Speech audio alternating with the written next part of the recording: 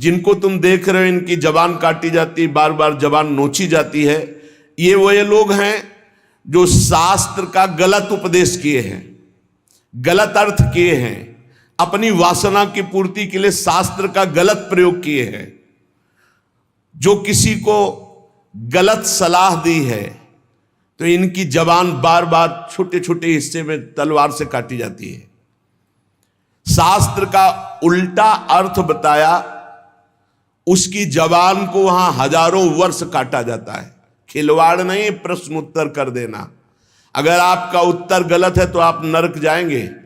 प्रश्नकर्ता तो आप पर श्रद्धा करके पूछ रहा है और आपने मनमानी उत्तर दे दिया और वैसा आचरण कर दिया तो उसको पाप नहीं लगेगा, पाप आपको लगेगा क्योंकि आपने आदेश किया है और आपकी दुर्गति हो जाएगी।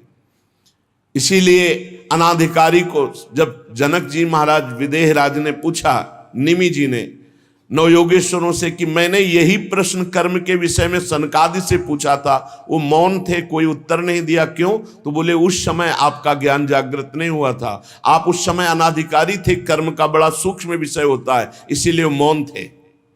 ऐसा नहीं कि हर प्रश्न का उत्तर फटाक से दे दे और वो गलत है अगर उत्तर तो शास्त्र सम्मत नहीं है तो उत्तर देने वाले को नरक का दंड मिलेगा, उसकी जबान हजारों वर्ष वहां काटी जाएगी।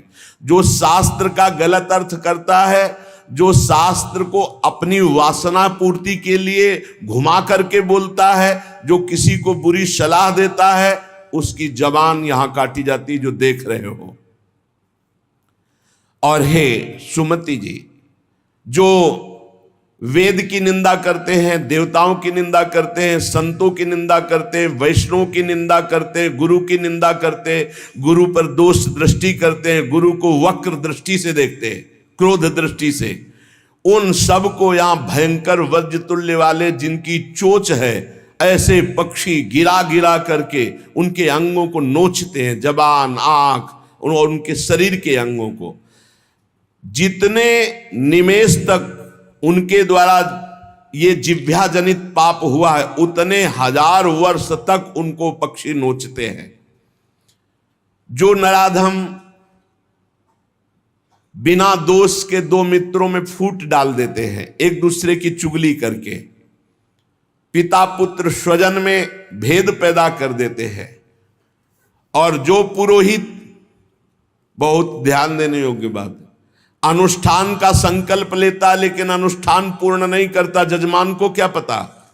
जो पुरोहित जजमान से नियत संख्या ले ली धन और अनुष्ठान पूरा नहीं किया, या जो अपनी माता और पिता का अपमान किया, जो अपनी शरणागत, अपने अर्धांग विराजमान पाणिग्रहण की हुई पत्नी का विविध प्रकार से अपमान और शोषण किया, वो यहां आरे से चीरे जाते हैं हजारों वर्ष तक। दिखाया, देखो ये बीच आरे से आराम आराम से एक एक अंग चीरे जाते हैं।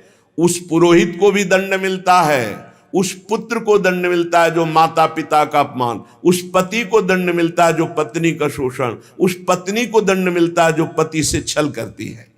आप खुली आंख इनकी दुर्गति देख सकते हैं।